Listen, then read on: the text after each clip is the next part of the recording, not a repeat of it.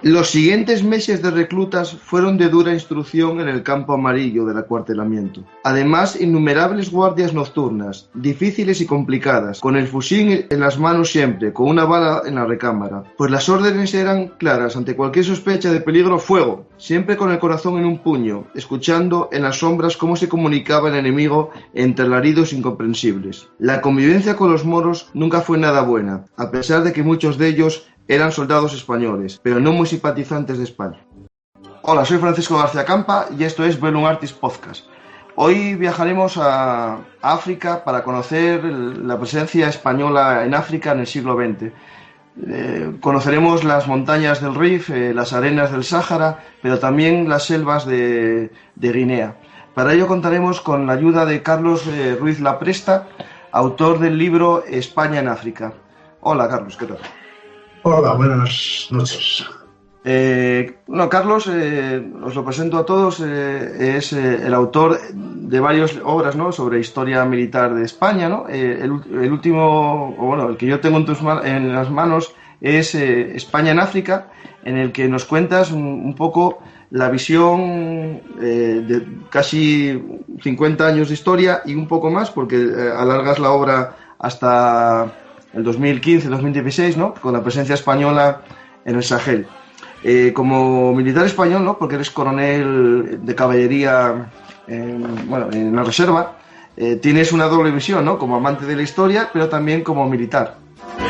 ¿El enfoque te afecta un poco a la hora de escribir, ese enfoque de militar? Claro, sí, porque en ese libro lo que yo pretendía, y lo logré en parte, porque no siempre se logra lo que se quiere cuando se acomete una obra, era contar qué había sucedido en del 1940 aquí, en África, pero contarlo desde el punto de vista oficial, desde el punto de vista de lo que dicen las órdenes de operaciones cuando las hay, pero también ver qué opinaban los protagonistas, ¿no?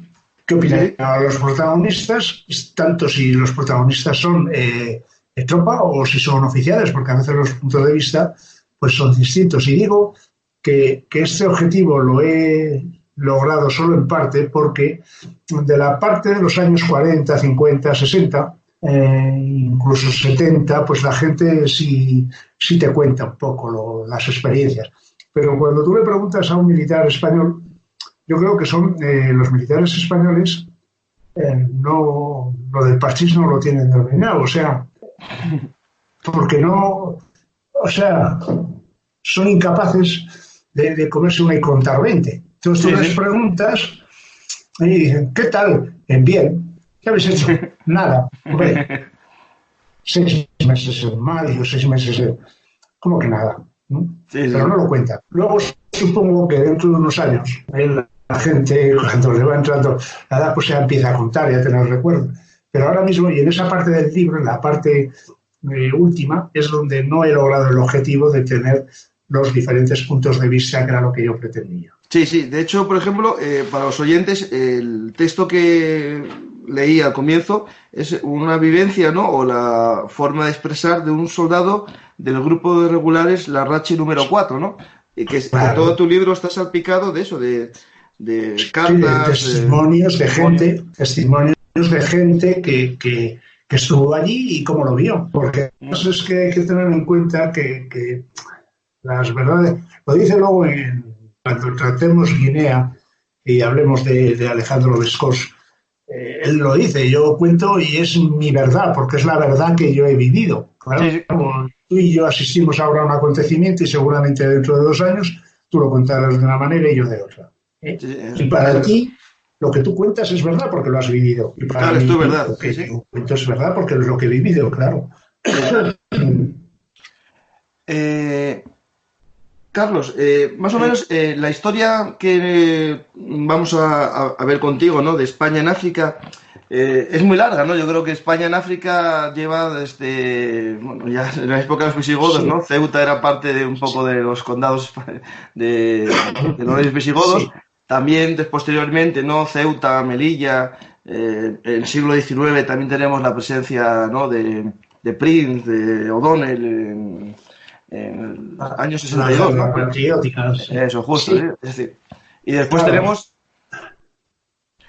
era necesario acortar porque si se trata de acercar a la gente a que conozca las cosas que han pasado, hombre, nos podemos remontar a todo esto que nos has dicho, pero eh, para conocer los problemas que nos pueden venir, porque de qué se trata, por qué tenemos que conocer lo que ha pasado en África y lo que está pasando, pues porque son nuestros vecinos, Sí, porque son la puerta de entrada de muchas amenazas, podemos considerar, y de riesgos para España, porque una emigración no controlada es un riesgo, la droga es un riesgo, el tráfico de armas es un riesgo,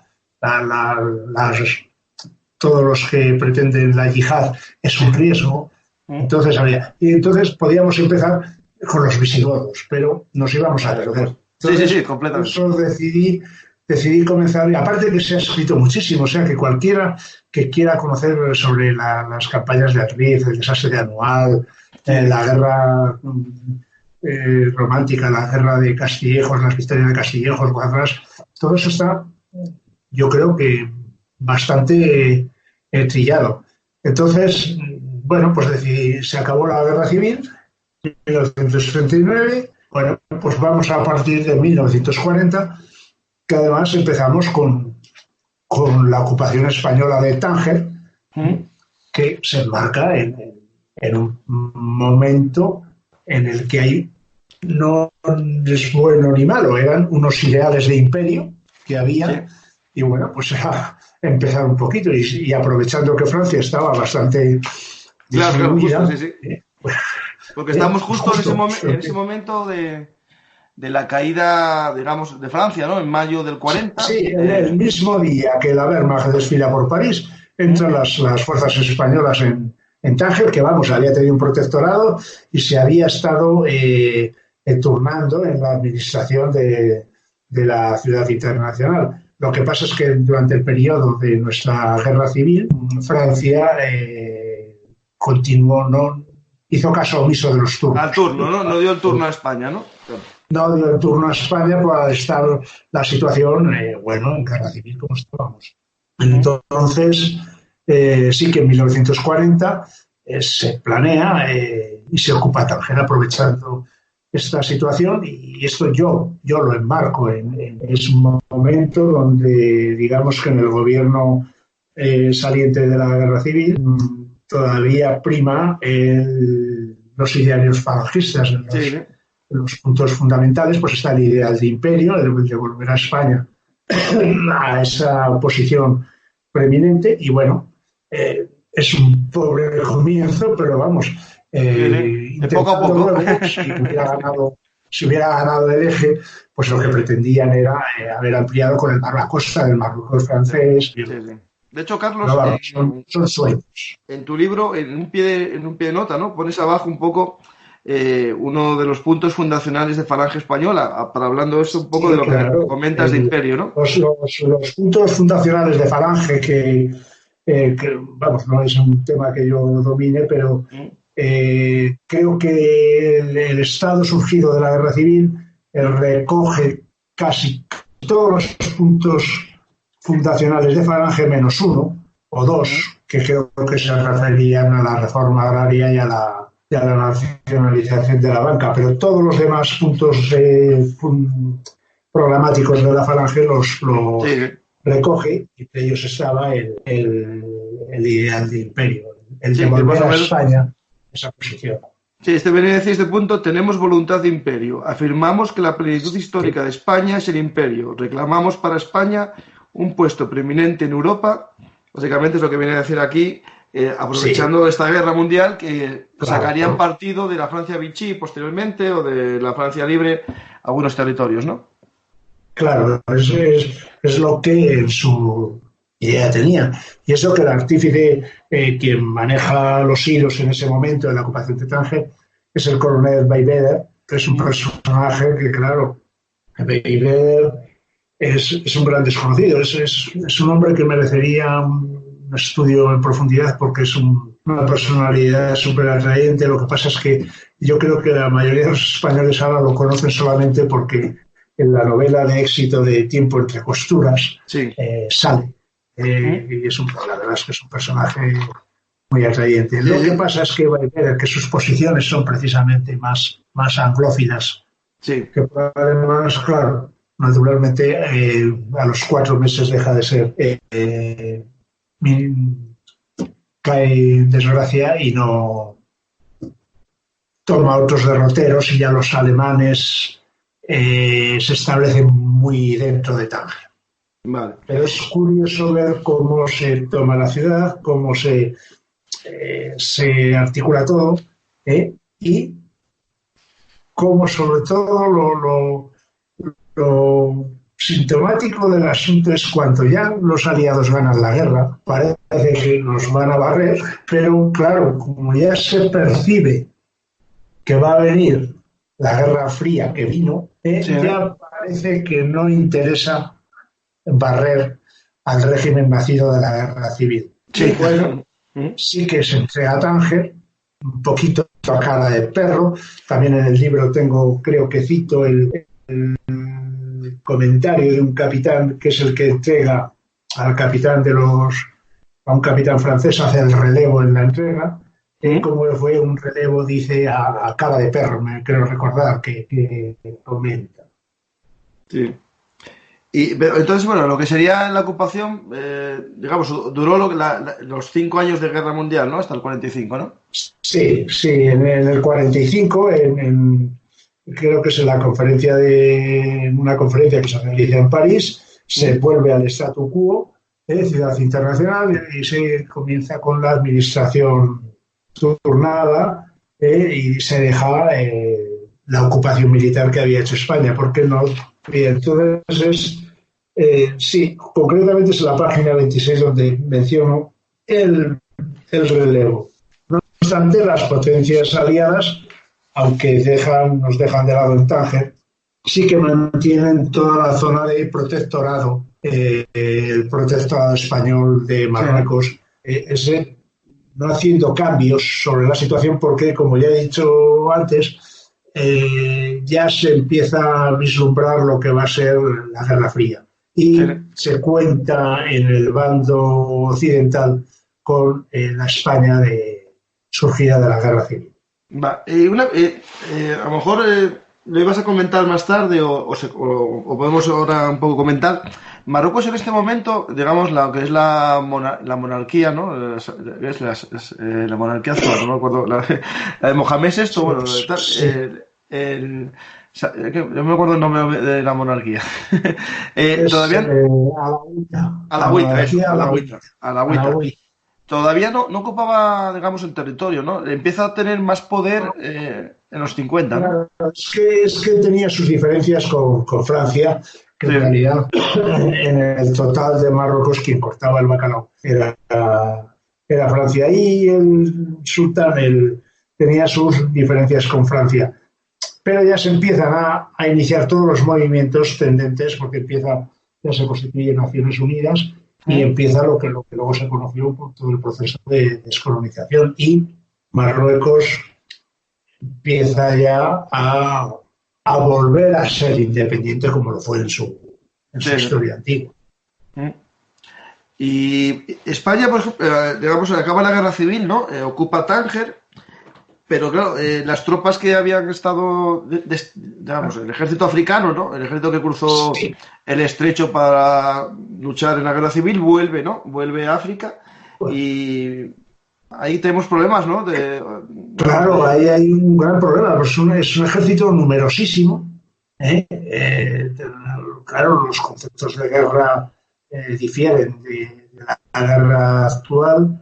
Entonces eran ejércitos de grandes masas, y entonces ese retorno a África del ejército que había estado combatiendo en la guerra civil ocasiona montones de problemas. Era un ejército que pasa de 30.000 a 150.000 hombres. Eso precisa de obras, de acuartelamientos. En la zona del protectorado no era autosuficiente ni siquiera para proporcionar alimentación a tal cantidad de tropas. Todo es deficitario en producción de alimentos, entonces todas esas problemas se van solventando con muchísimos problemas, porque cuando se oyen relatos de soldados, de las condiciones de vida, que en el libro también se mencionan algunos relatos de algunos soldados en unas condiciones de vida que ahora nos parecerían, vamos, no sé si tercermundistas o más allá. Sí, o parecidas, sí. Sí. Claro, porque, hablar de piojos, de frío, sin mantas, o sea, muchos problemas, pero lo que sí está claro es que ese ejército, a pesar de todo eso, sí que logró tener unas capacidades defensivas notables, porque ningún bando se atrevió a importunar la situación, ni las tropas alemanas, ni cuando Estados Unidos, los aliados, desembarcan en África, tampoco importunan para nada a las zonas españolas. Sí. Porque eso quiere decir cuando tú no atacas muchas veces porque sabes que va a ser difícil. Evidente. Ese ejército tan numeroso y con tantos problemas sí que él debió alcanzar unas capacidades defensivas más que notables. Y una vez, digamos, claro, estamos en lo mismo todo, ¿no? En la Segunda Guerra Mundial, este periodo, este ejército que vuelve de la península se acondiciona, no sufre ataques, ¿no? Digamos, de los alemanes ni tampoco de los aliados, pero al acabar la guerra sí comenzarán ataques, ¿no? Primero, me imagino, de las tribus, algunas de las cabilas, ¿no? Rebeldes. Sí, bueno, hay un problema, pero el principal problema que se plantea antes porque el principal problema se plantea cuando se declara la independencia de Marruecos. Entonces, claro, ahí hay que empezar el problema inverso. Ahora hay que traer todo ese gran ejército, hay que traerlo a la península. Sí, claro. Claro.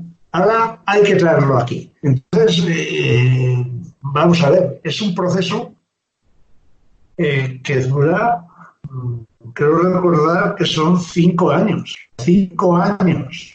Sí. Comienza en el 56 y acaba en el 61. Pero, o sea, con la Carlos, wifi por medio. Sí. Claro. Carlos, aquí, Carlos, muchos oyentes y yo algo sé, pero me pierdo un poco. Leí más del IFNI, a lo mejor.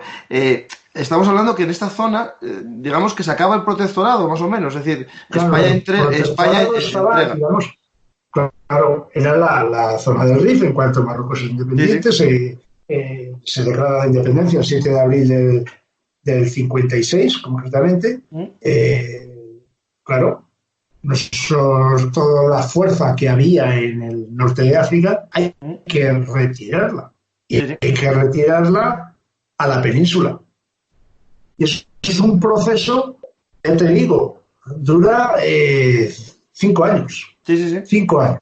Con todas las presiones por parte de los marroquíes, o sea, presiones de tipo político, presiones de tipo militar. Ten en cuenta que creo que en aquella época, no ya solo militar, hace una idea de que en lo que era el protectorado, creo que había unos 90.000 ciudadanos españoles también viviendo. No los militares. Sí, españoles, sí, porque por ejemplo. Profesores, maestros, de todas las profesiones, comerciantes, o sea, creo que la población española en el protectorado era de unos 90.000.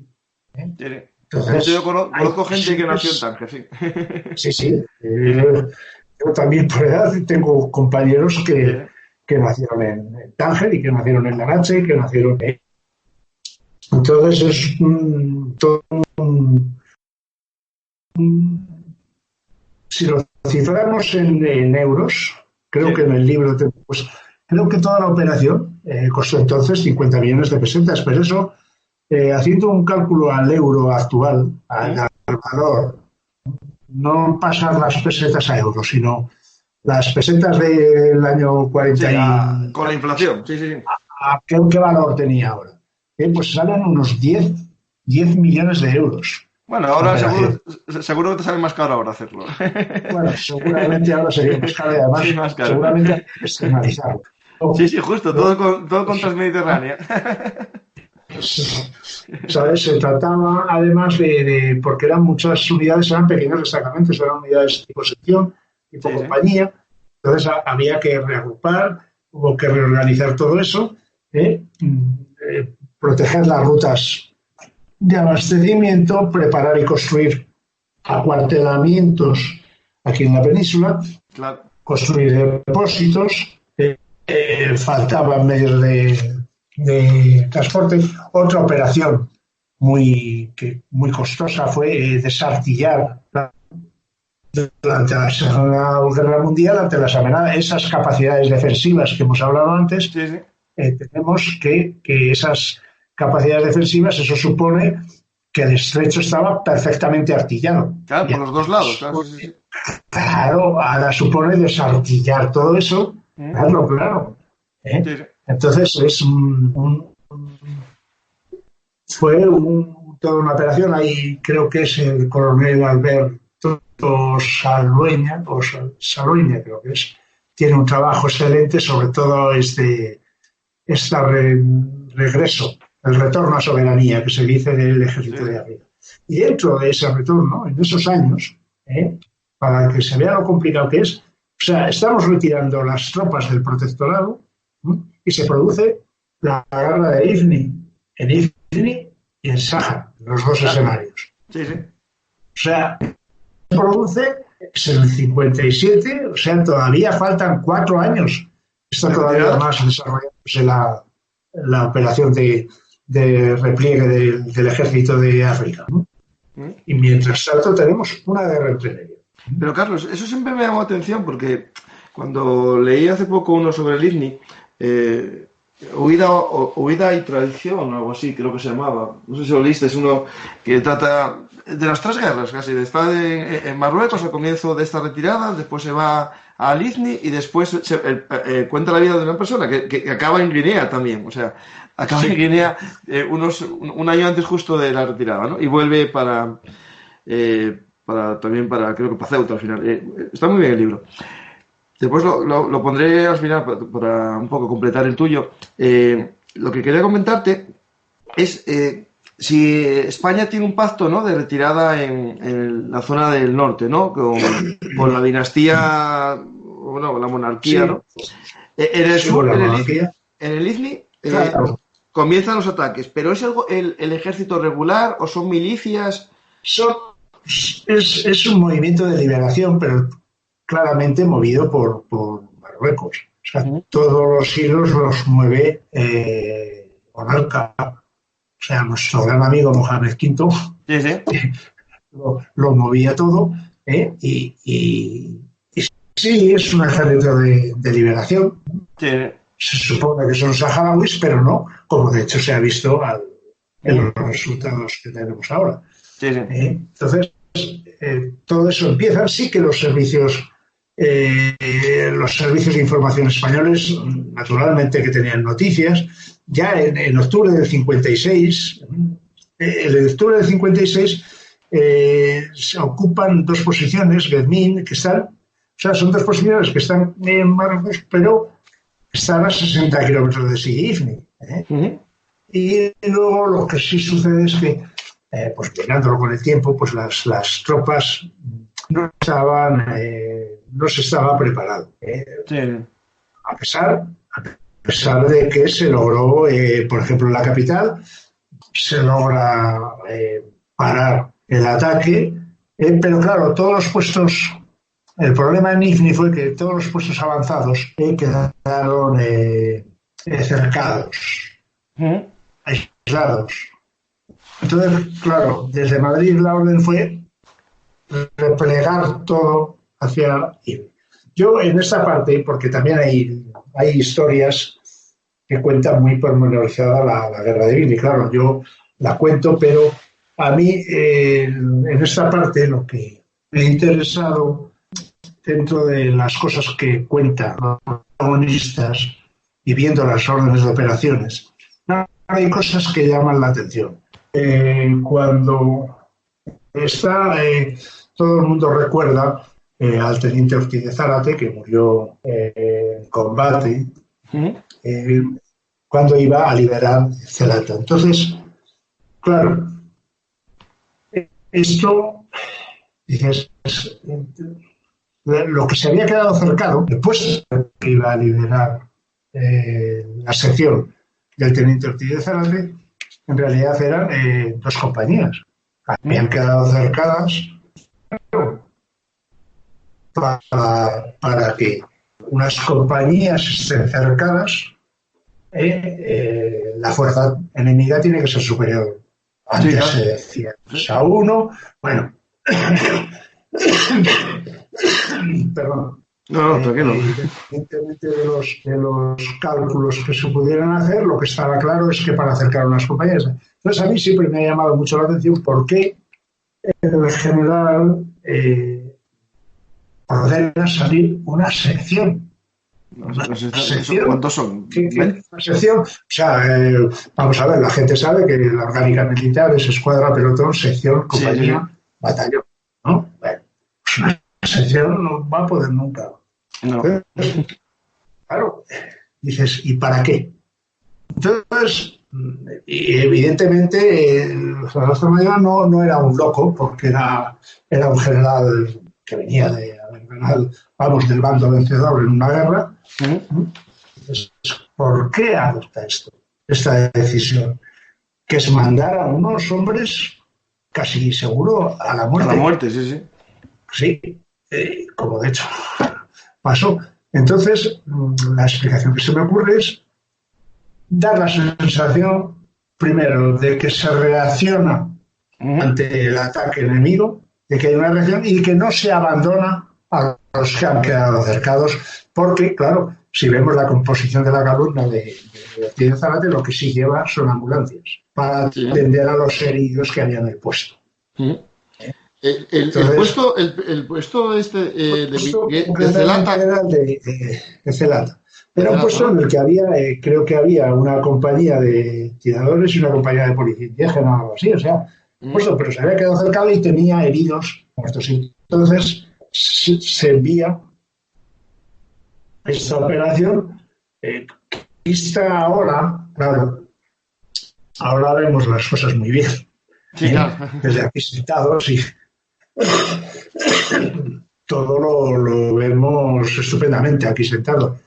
Pero claro, es una decisión que llama la atención por el escaso número de fuerza que se envía y luego, bueno, pues la composición de las columnas, que se tiene que fijar, claro, al ir con camiones, no le queda más remedio que ir por las carreteras, pero claro, las carreteras estaban minadas, claro. Estaban minadas, o sea, es un avance donde desde luego la velocidad no se puede,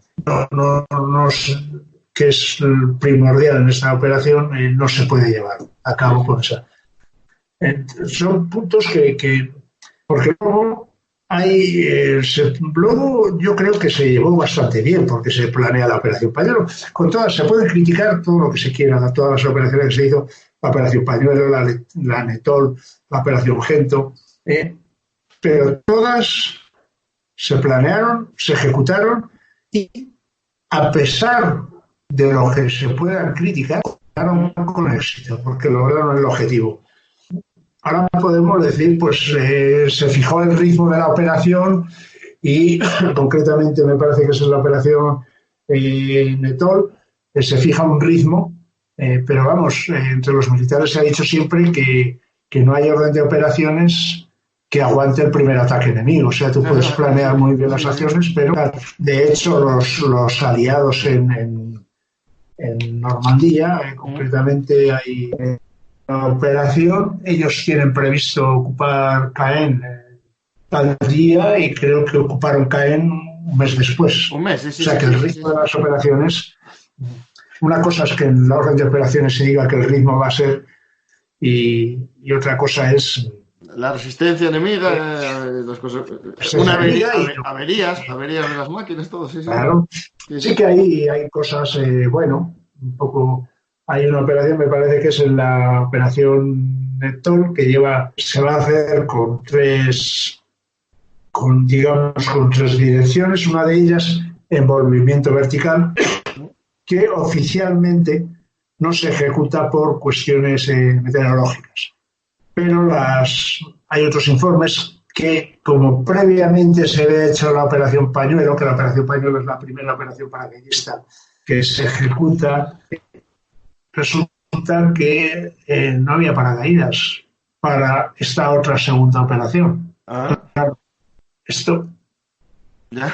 de hecho, se suspende en la operación Meteor, lleva tres direcciones, dos por tierra y una de movimiento vertical, y la de vertical se suspende si lees las órdenes, siempre la explicación es por cuestión meteorológica. Pero hay gente, no sé si con más verdad o menos verdad, vuelvo a decir que cada cual cuenta la verdad que vive, Sí, sí. que en realidad no había paracaídas porque se habían empleado en la operación Pañuelo, que de hecho al capitán de la operación que manda la operación Pañuelo, una de las órdenes que tiene es que recoja todos los paracaídas lo más rápidamente posible. ¿Sabes? Claro, bueno, sí, sí. Entonces, algo vinculado está. Sí, sí. Dentro de lo que yo he querido en este libro, que es poner los diferentes puntos de vista. Sí, La sí. operación es por cuestión meteorológica, pero hay gente que dice que fue por estas otras causas. Sí, sí. El lector decida. Carlos, una pregunta. Estas operaciones, digamos, aerotransportadas, ¿no? De paracaidistas, ¿qué salían? ¿Desde Canarias o desde el Sáhara? Creo que salían desde Canarias. Sí, Ahí, ¿no? exactamente, Por creo lógica. que embarcaban en Canarias o incluso alguna debía embarcar en Sahara, pero yo creo que embarcaban en Canarias. Sí, ¿no? Vale, vale. No, es que Pero los oyentes sí tienen problema. exactamente, sí.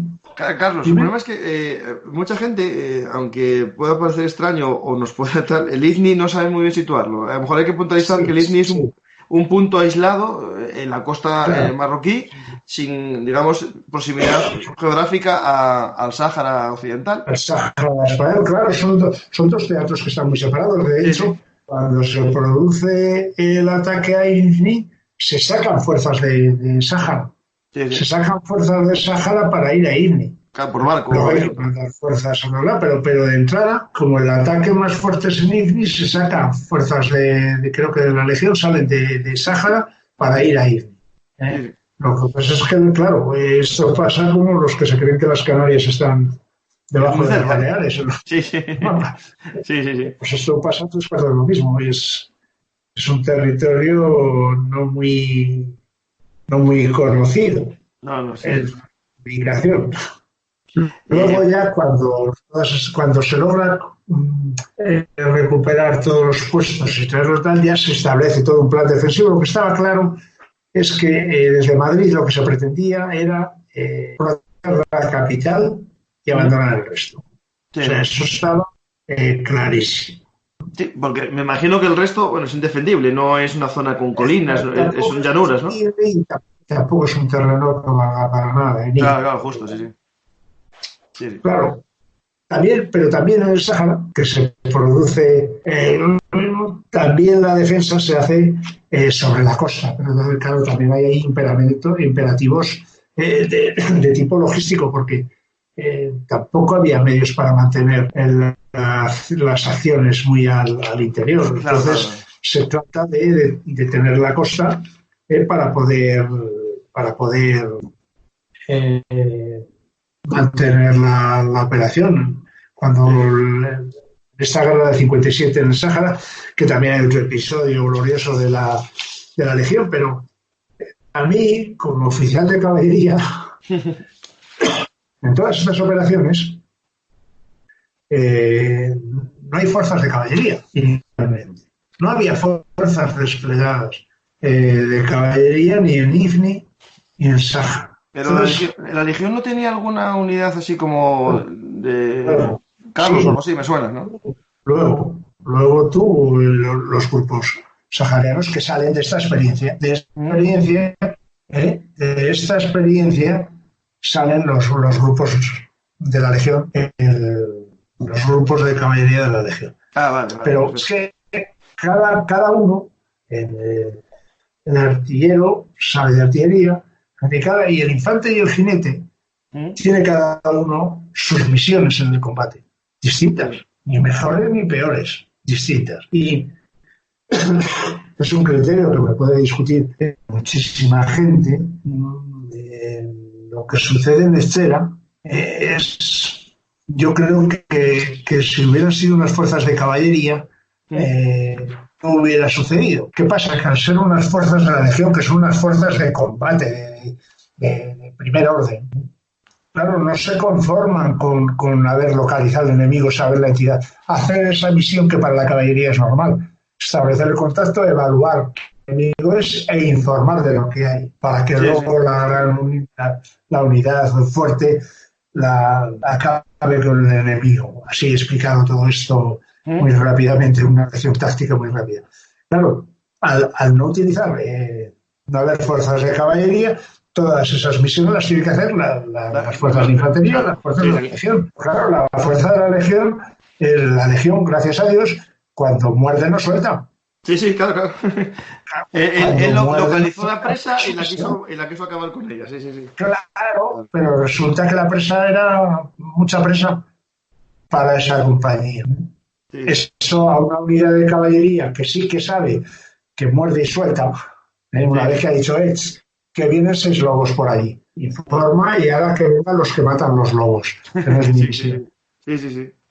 Esto es así trivializando un poco, pero la verdad es que se comporta con heroísmo, hubo muertes heroicas, pero a lo mejor si hubiera habido fuerzas de caballería protegiendo la zona de seguridad de estas unidades, esto no hubiera sucedido. Entra dentro de las especulaciones que sabes que lo que no ha sucedido siempre funciona. Y una pregunta, Carlos, ¿Estera que era cerca de la frontera con Marruecos o estaba ya más en el interior del Sáhara? Era en el río. El problema es que hay en el Sáhara con Estera y Esterería. Esterería es el que está muy cerca de la frontera con Marruecos. Vale. ¿Sabes? Es que espera que me ponga las gafas, a ver si... Porque me sonaban a mí unos combates en la frontera y después unos combates como más adentro, y deben ser estos los que eran más adentro. Sí, de una columna que avanzó o algo así, eso me suena. Claro. Pero vamos, de lo que se trata es de ver que yo allí en esta fase, de hecho luego se corrige y se crean los grupos de caballería de la Legión, ¿sabes?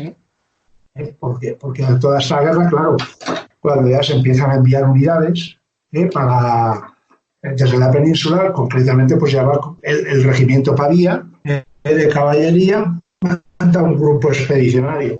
Y todas esas fuerzas de caballería ya, que van dentro de otras muchas de infantería que fueron a reforzar la zona, de ahí es de donde salen ya los grupos de los que hablabas tú antes, los grupos de la Carlos, creo que para ir un poco ordenando los frentes, estamos hacia el año 57, ¿no? Más o menos, 58. Sí, eso ha sido 57. Es que en el libro... Vas por geografía el libro. El libro lo organizas por zonas. Por lo que tú has dicho antes, porque la gente muchas veces no sitúa bien los territorios. Entonces me dijeron, no hables de la guerra de Ifni, que siempre se Ifni, pero es Ifni-Sáhara, porque sucedieron las dos. Entonces, claro, a lo mejor en el libro cronológicamente despista un poco, porque hablo de la guerra de Ifni, y luego cuando hablo de Sáhara, claro, hablo también de la guerra de esa misma, de la del 57. Sí. Lo que pasa es que me aconsejaron, pues, alguien con buen criterio, supongo, que hablara de Ifni y hablara de Sáhara, separándolos. Y es muy aunque fueron Porque, a ver, lo que te dije yo antes, la gente no conoce el IFNI, es mejor entonces especificar todo el Claro, IFNI, justo, sí, sí.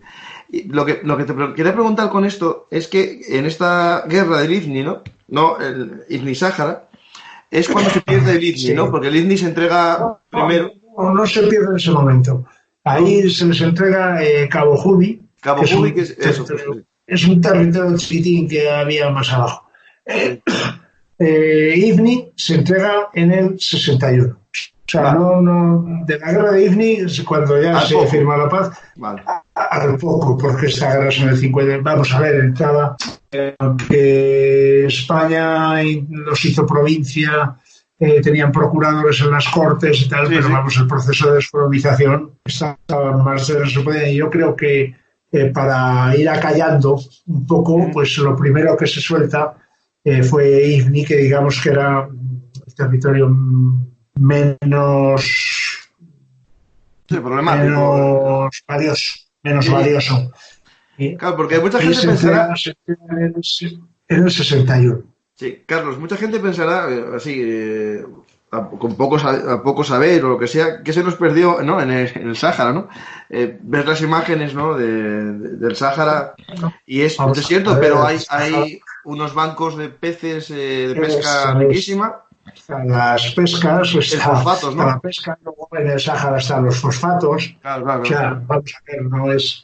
No, no, Sí, podemos decir que India a lo mejor no está, pero el Sáhara español, sí, sí, bueno, a la vista de la figura no, pero bueno, incluso puede tener un gran potencial turístico, pero lo que sí tiene son buenos bancos de pesca y sí que sí, tenía los fosfatos, la línea de Fosbucram, era muy valiosos económicamente. sí. Y de hecho se había hecho una inversión grandísima un poco antes de la independencia, de una línea transportadora, no sé cuántos kilómetros, de Sí, 100 sí, kilómetros. eso es en Sáhara, sí. En Sí, Sáhara, sí, sí. porque el proceso de lo que es la Marcha Verde, ya en el 75, o sea, hemos saltado ya del 57, luego volveremos para atrás en el tiempo. En, en el 75, cuando la Marcha Verde, sí que ahí todavía está muy cercano en el tiempo para historiarlo. Entonces Mm. todavía hay muchas sensaciones. Sí, sí. Tener en cuenta que pues, los prisioneros que estuvieron, porque incluso hubo oficiales españoles prisioneros, Mm. han sido los tenientes generales que he tenido yo. O Ah, sea, claro, todo esto está sí, muy sí, sí, sí. vivo, está muy Completamente. cercano. De hecho, te comentaba antes de empezar la grabación que, claro, tú escribes un libro y ahora resulta, no tengo sin cotejar, pero que se han desclasificado unos papeles de la CIA Mm. sobre todos los intereses norteamericanos en que dejáramos el Sáhara de ayudar a Marruecos. Sí, sí. Claro, porque a los Estados Unidos también le interesan sus cosas, que a Sí, veces sí, no sí, son las claro. nuestras. Evidente, sí, sí, Si sí. el papel del rey Juan Carlos no había sido. Todo esto no lo trato en el libro porque todo esto son informaciones. Cuando abres un tema, luego Mm. pues inevitablemente te van llegando más informaciones que en su día, pues si lo reescribo, lo amplío, ya lo cotejaré porque Sí, sí. hasta ahora son informaciones que he recibido de prensa. Entonces, Sí, la sí. prensa hay que cogerla con Sí, sí, con pinzas, mucho sí, sí, sí. cuidado, No, pero muchas pinzas, mucho cuidado porque claro, no dejan en muy mal lugar al rey Juan Carlos como planteando que lo que él quería era en esa situación convulsa de 1975 asegurarse el trono a cualquier precio, mm, aunque el precio fuera entregar, entregar a Marruecos el Sáhara, bueno, se entrega a Marruecos y a Mauritania, y dejar al ejército español un poco como que pues esa sensación que tuvieron sí, de no hacer los nada, sí, sí, sí. militares Mm. que estuvieron allí. Sí, sí. Cuando Una hablas cosa, con claro, ellos, Estados tienen una Unidos, sensación de haber sido casi traicionados. sí, sí, sí, sí. Yo, a ver, yo siempre el razonamiento es que es muy complejo esto de la marcha verde para los oyentes más jóvenes. Eh, que vayan miles de personas, bueno, desarmadas, ¿no? La mayor parte eran civiles, había también algún gendarmes y algún miliciano, pero civiles Sí, desarmados. Es el vamos, peor, el peor escenario, ¿no? Que se puede encontrar claro, un no se puede ejército hacer. para frenar. Claro. Entonces, Es complicado. cuentas, pues eso, le he preguntado a la gente y en el libro pues plasmo pues experiencia de un soldado, experiencia de... Pero claro, sí que hay un sabor agridulce Sí, a esa retirada del Sáhara, como que no se hizo todo lo que se tenía que hacer, que a lo mejor era algo bueno, sí, porque también habría que ver si merece la pena derramar sangre eso, por, sí, sí. por algo así. De hecho, Carlos, Pero bien está que bien acaba. El problema de esto es que no ha acabado. sí, sí, no, y sigue. El Polisario ahora está intentando recuperar, pero claro, el Polisario nos atacaba a nosotros antes de esto. No, Hay no, que verlo en evidente, el momento. evidente. Hay que verlo en el momento. No, no. De hecho, Carlos, en estos unos meses antes o días antes de la Marcha Verde, hubo una visita de la ONU, que me acuerdo cuando lo leí, de tres asesores, un americano y dos, que fueron recibidos por la población saharaui con carteles de Frente Polisario, fuera España y tal. Entonces, que hubo como que se calentó bastante el alto Sí, sí, mando franquista y como que les dijo que les den por saco que vengan los marroquíes. Básicamente, sí, lo puedo resumir sí. así, ¿no? De todo hubo, sí, Sí, ¿sabes? Y ahora, bueno, pues luego en el libro, pues retrocedemos hacia atrás, sí, sí, porque volvemos un poquitín. nos vamos a Guinea, porque Guinea, la verdad es que se ha estado un poco, igual lo retomo algún día, porque en Guinea, además, el gran papel que debió jugar, porque no lo he estudiado muy a fondo, la Guardia Civil, porque yo en el libro lo que me he centrado al contar con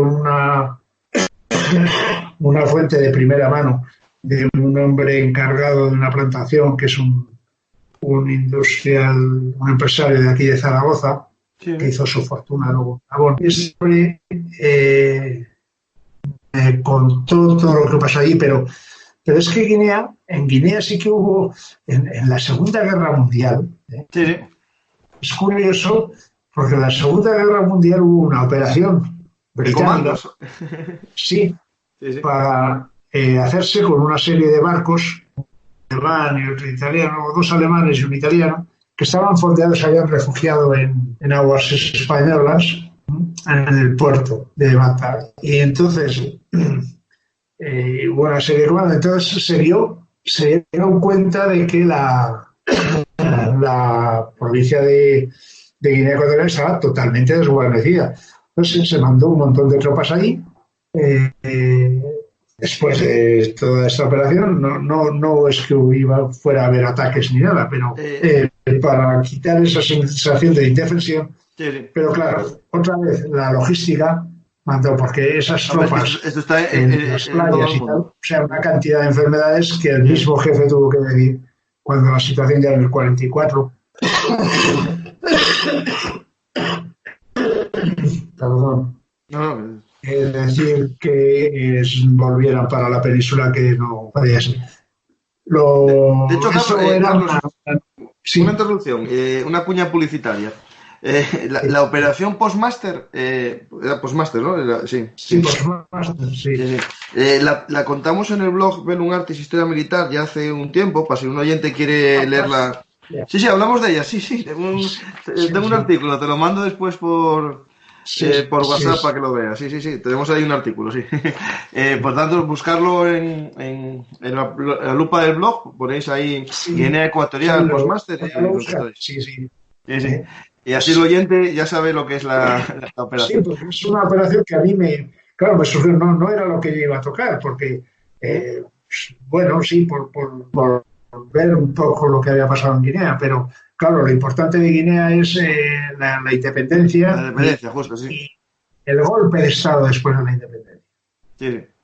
Porque Bueno, el digamos golpe de Estado, que, Carlos, un poco para que los oyentes un poco se enteren también, en Guinea empieza también un proceso un poco de, digamos, de democracia en plena dictadura franquista. De hecho, tienen elecciones. O sea, elecciones, hubo partidos políticos, estamos hablando en 1968-69.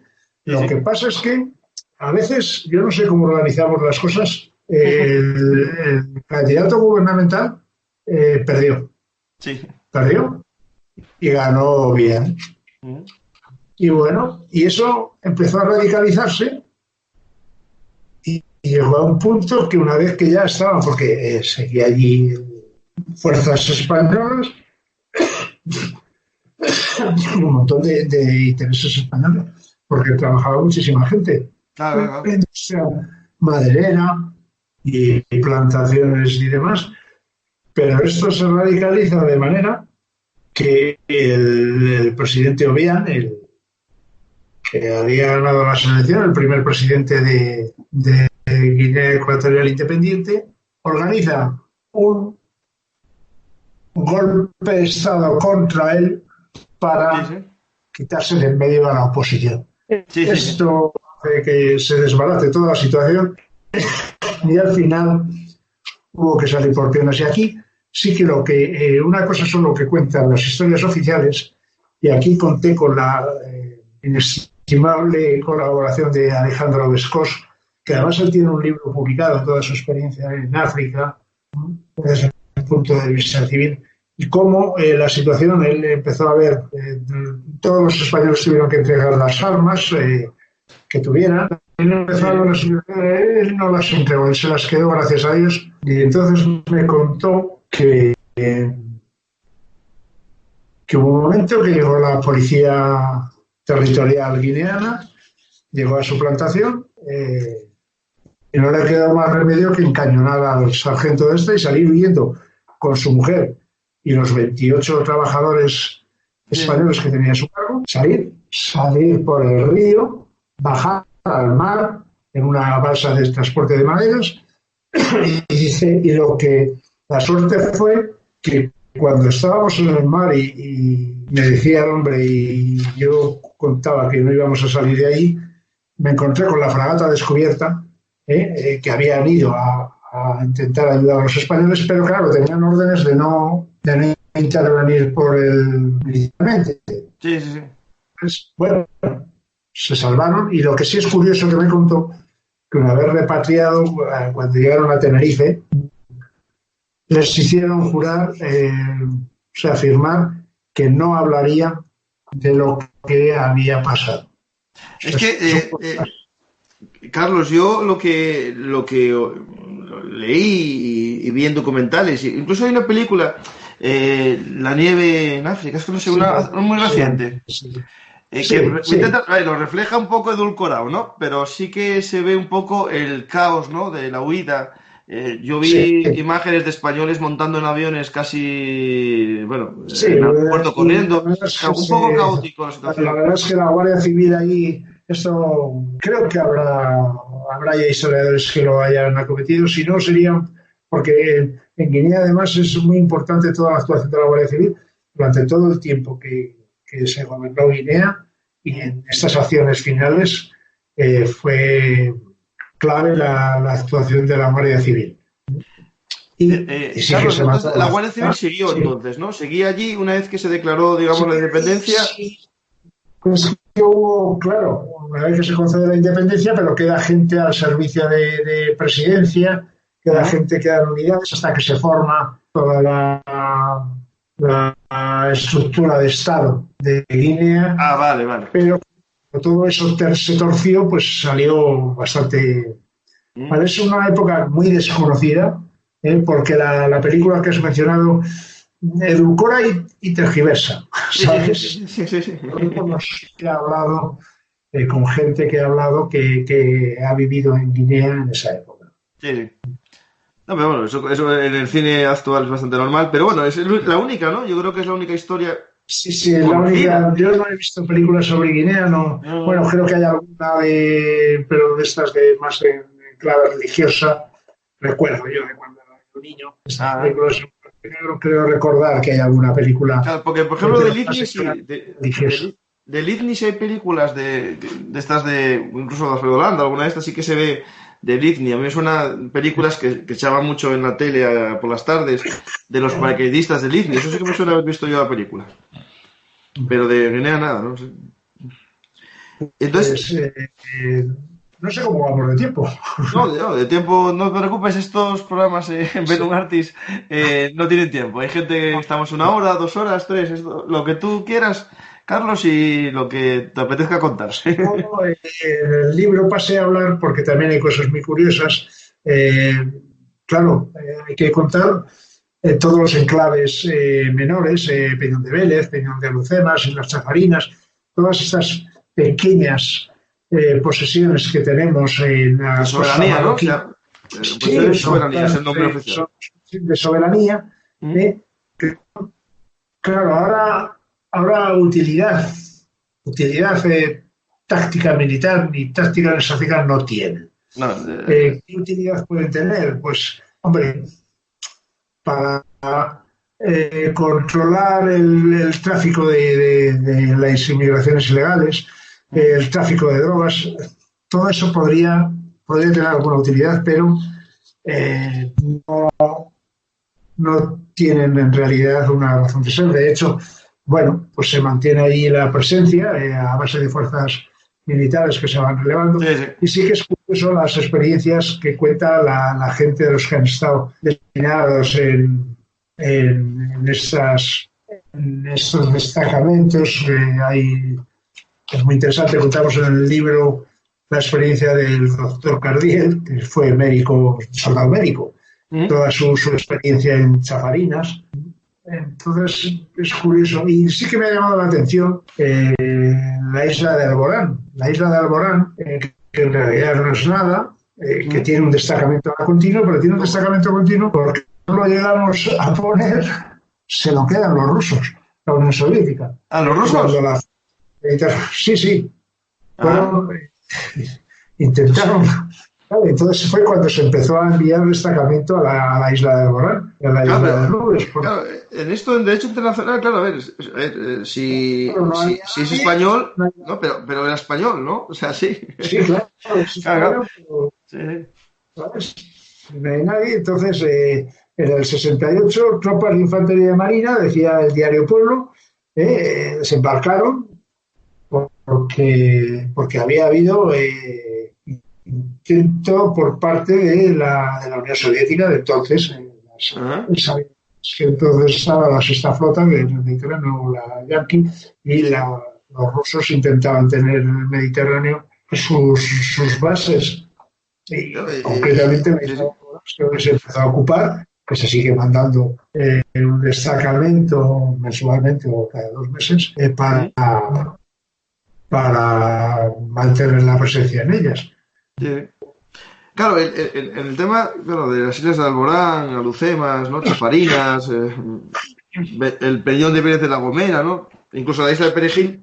Claro, se unen dos elementos, ¿no? Que desde el punto de vista mejor de lo que comentas de la estrategia militar, ¿no? De la táctica militar actual, con los sistemas, por ejemplo, de misiles antibuque y eso, claro, no es como antes que hacía falta baterías costeras y es un poco distinto toda la estrategia de guerra, ¿no? Claro, pero claro. No tiene explicación.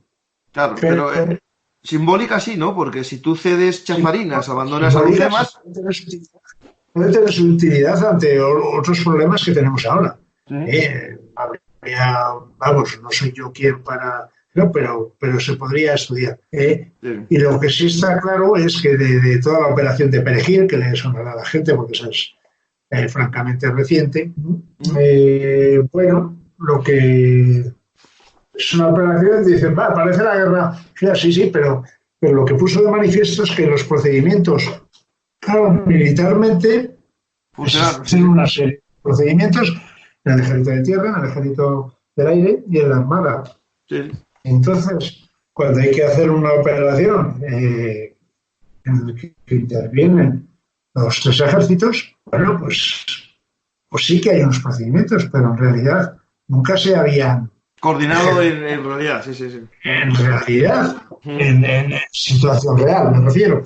Y bueno, lo que sí puso de manifiesto es un buen funcionamiento de los procedimientos, y creo que es un buen paradigma de cómo se tiene que llevar una operación en los tiempos de ahora. Y desde luego, ya en otro orden que me afecta menos como militar, bueno, menos o más, es el manejo de la guerra de la información, que es muy interesante estudiar la Perejil desde el punto de vista de guerra de la información. Hace poco vi yo una película que era como marroquí, yo creo, pero estaba hecha o patrocinada por alguna productora española, que cuenta la versión de Perejil de Destellos, ¿no? y era muy distinta la historia, ¿vale? Pero claro, bueno, en lo de Perejil, Carlos, si puedes comentar, es que no sé. Yo ahí veo en primer lugar un acto, yo creo, de Mohamed VI, ¿no? En un momento de comienzo de su mandato de posicionarse, ¿no? Como una autoridad militar, ¿no? Dicen, yo lo había dicho siempre, que era una de esas cosas, ¿no? Pero también un pulso a España, ¿no? Pues si España cede ese islote, lo demás viene después. Yo creo que es de vez en cuando, pues hacer aquí estoy. El Centro Nacional de Inteligencia sostiene siempre que en parte la ocupación fue una reacción marroquí. Claro, ellos buscaron una excusa, siempre se busca una excusa. Entonces hubo un ejercicio naval de guardiamarinas de la Escuela Naval que se hizo allí. Entonces fue una reacción a haber hecho nosotros ese ejercicio en un territorio que se ha acordado que no se ocupe militarmente, como una reacción. Pero yo creo que la intención de Marruecos era la que tú apuntas, porque de vez en cuando intenta dar un pequeño golpe de decir que estoy aquí, y que dar un escarmiento, porque también dentro de su manera de pensar el rey Mohamed VI consideró que esa actuación de nuestros guardiamarinas haciendo un ejercicio a estilo de final de curso era una insolente provocación, entonces, bueno, pero lo interesante yo creo que es que puso de manifiesto que los procedimientos de actuación funcionan. Sí. Y funcionan a una pequeña escala en Perejil, pero valdrían para, en caso de apuro, claro, pues a lo mejor chafarinas o no, chafarinas, o una vez que empiezas a coordinar, lo mismo me da, como si invades Francia, ¿entiendes? Son procedimientos de actuación. Luego se toca también un poco la operación, la de protector unificado en Libia.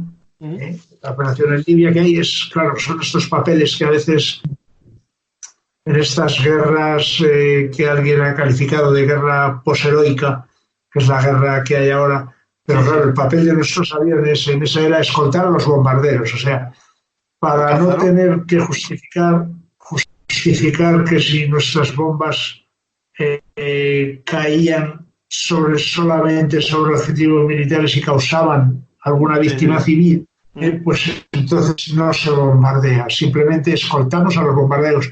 Bueno, dentro de estas cosas del buenismo, que a veces queremos hacer tortillas sin romper huevos, y eso es... Queremos que se quiere ir a la guerra sin ir a la guerra, y se quiere... La guerra. Entonces, bueno, son acciones... De hecho, bueno, hay estudios de guerra posheroica, y bueno, eso sería meternos en profundidades. Carlos, estamos en las guerras posheroicas en la historia posmoderna, ¿no? La posmodernidad es así, es que... Claro, sí, la posheroica, porque no se trata de que haya, o sea, no puede haber bajas ni puede haber héroes. Sí, te comprendo completamente. Y los héroes, les dan la medalla en un despacho. No pretendo entrar en... Ah, que sí. Esas disquisiciones.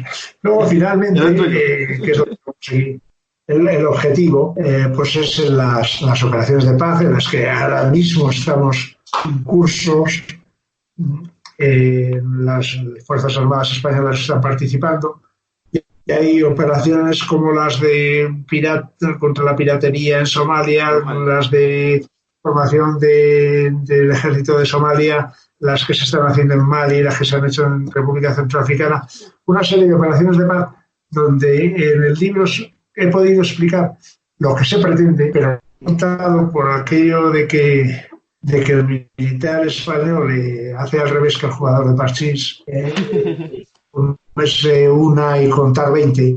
Sin embargo, al militar español, cuando le preguntas, ¿qué haces? Y dice, nada, normal, ¿cómo que nada? Vamos a ver, están patrullando sobre un BMR o sobre un Bantac o por una carretera solamente con la tensión de que cualquier bicicleta que pase por al lado te puede pegar un bombazo, aunque a lo mejor no, y gracias a Dios no sucede. Pero toda esa tensión, el estar viviendo 5 meses o 4 meses o los meses que dura la misión, si los estándares de vida europea, bueno, pues el problema es que esa parte no lo he conseguido, tengo las partes, todo lo que oficialmente se cuenta, pero no tengo los relatos de las personas que diariamente están allí cumpliendo estos servicios, tanto de formación de fuerzas del ejército de Mali como de formaciones de combate. Tenemos, ahora me viene a la cabeza el libro del comandante Franco, que bueno, aquí se ha hablado de él, pero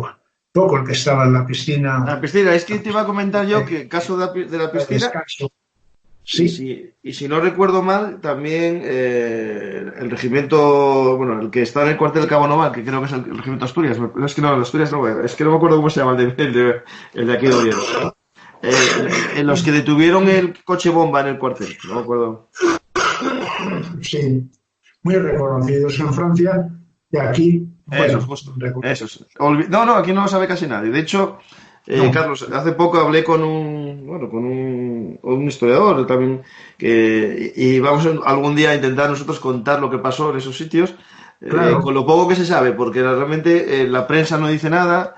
Y bueno, intentar un poco contar que los españoles que están ahora mismo en operaciones de paz no son una ONG, pero son una ONG, es me entiendo lo que quiero explicar. Hacen acciones de ONG, hacen ayudas hospitalarias, educativas, pero son soldados.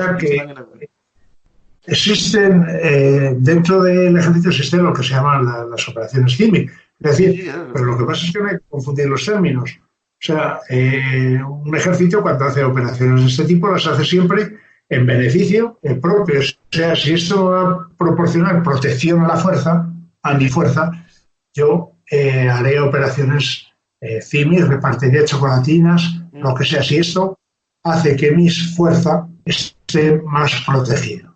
Sí. Pero no es mi misión repartir chocolatinas. Sí, eso los americanos tienen Reparto las chocolatinas porque contribuye a la seguridad, por ejemplo, se me ocurre, puede contribuir a más cosas, pero contribuye a la protección de la fuerza. Es una de las prioridades cuando se están en operaciones. Los americanos, eso tiene un nombre, ganarse los corazones y las mentes. Sí. Es el lema de el origen de los boinas verdes, que ahora intentan en las nuevas políticas en Afganistán hacer eso, ¿no? Lo que dices tú, repartir chocolatinas, pero con el objetivo también de que sea... Es el de repartir chocolatinas. Bueno, pues nada, Carlos, yo creo que dimos un viaje por África bastante extenso. Los oyentes, hay algunas cosas que dimos por rápido, ¿no? Porque la idea era un poco hablar de tu libro. Aquí, Carlos, yo siempre invito a los colaboradores, ¿no? A los invitados, a que esta es su casa. Y si quieres un día hablar sobre la guerra del ITNIC, pues hablamos en profundidad sobre lo que quieras. Esto fue una visión... Los siguientes temas, si te interesan, tenemos... tengo ahora el próximo que se va a publicar, que es una operación. Curiosamente, no es muy conocida y, sin embargo, desde que se produjo en 1860, yo creo que cada 5 años ha salido un libro sobre ella, que es la expedición española Cochinchina a Vietnam, donde tenemos muchos muertos allí.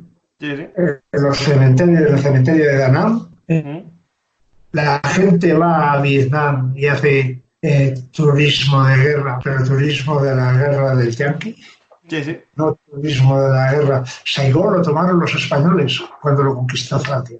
Sí, sí. Fueron unidades españolas las que iban. O sea, por eso es el próximo libro bueno, calculo yo que antes de la primavera del año que viene estará publicado.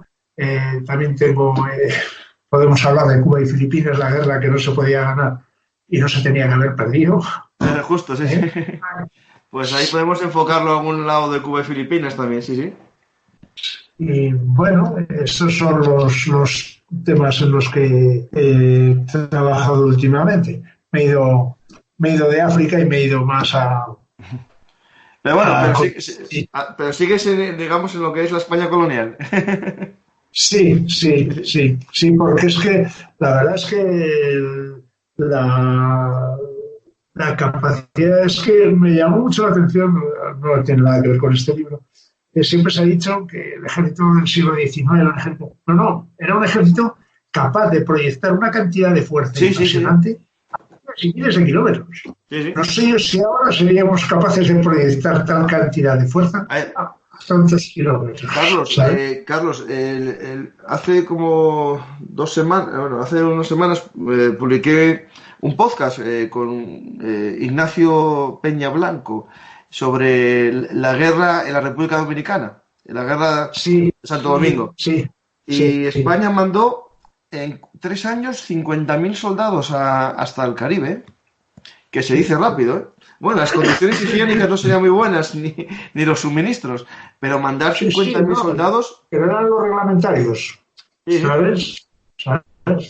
Bueno, pues oye, me ha encantado de haber participado y me ha gustado mucho la experiencia. Bueno, Carlos, esto es a tu casa y a todos los oyentes, el libro España en África está a vuestra disposición.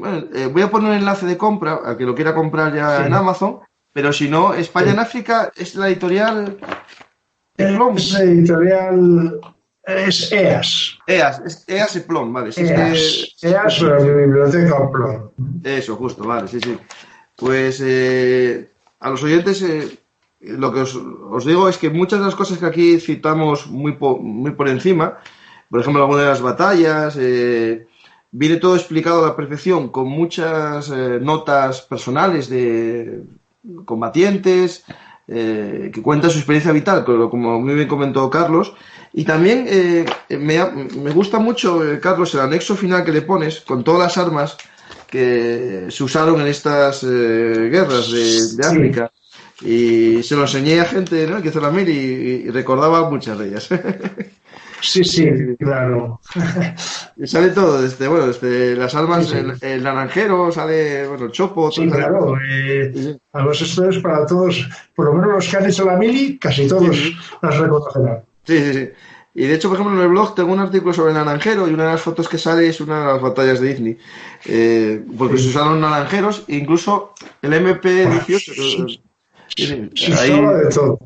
De todo, porque yo creo que cogieron los depósitos hasta de museos. Sí. Pues nada, Carlos, muchas gracias por darnos tu tiempo, contarnos un poco de la historia de España, en parte desconocida por muchos españoles, sobre todo el tema del IFNI, y aunque Carlos no lo puedas creer, los jóvenes menores de 20 años, yo soy profesor de secundaria, y este año me vino un chico guineano, bueno, todos los años casi tengo un guineano, y me vino un chico de guineano, y claro, el apellido era, apellidos, africanos, pero el nombre era muy español, y los chavales, claro, quedaron un poco... Claro, dijeron, este africano es, pero no es tampoco latinoamericano por los apellidos. Entonces, quedaron así muy tal. Y dije, a ver, ¿qué os pasa? Se ponen, ¿no? Es que no quedamos muy claro de dónde es. Y les tuve que explicar. Claro, no sabían que Guinea fue española. Les tuve que explicar que había una Guinea. Dije, es que cuando les dije al chaval, ¿qué eres? ¿De la isla o de Bata?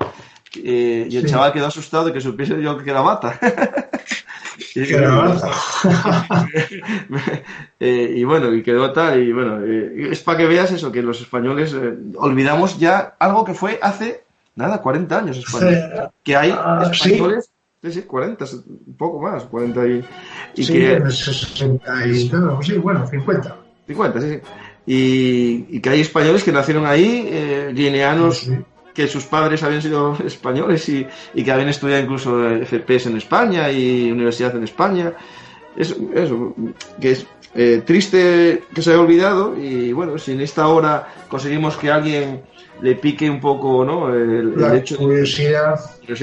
de buscar, de informarse, de leer tu libro para tener una visión muy amplia de la presencia española en África y después, si quiere, ir leyendo más libros, ampliando la guerra de Disney, ampliando, pues si logramos eso, Carlos, yo creo que fue la mejor hora de historia, ¿no? Sí, señor. Pues Muchas nada, Carlos, gracias. muchas gracias por tu tiempo y a Buenas todos noches. y a todos los oyentes, muchas gracias por escucharnos. Ya sabéis que Velum Artis Historia Militar es la historia hablada y estamos en todas las redes sociales, Twitter, Instagram, Facebook, pero sobre todo en Velum Artis historiamilitar.blogspot.com, el blog de la historia militar. Muchas gracias a todos y en especial a ti, Carlos.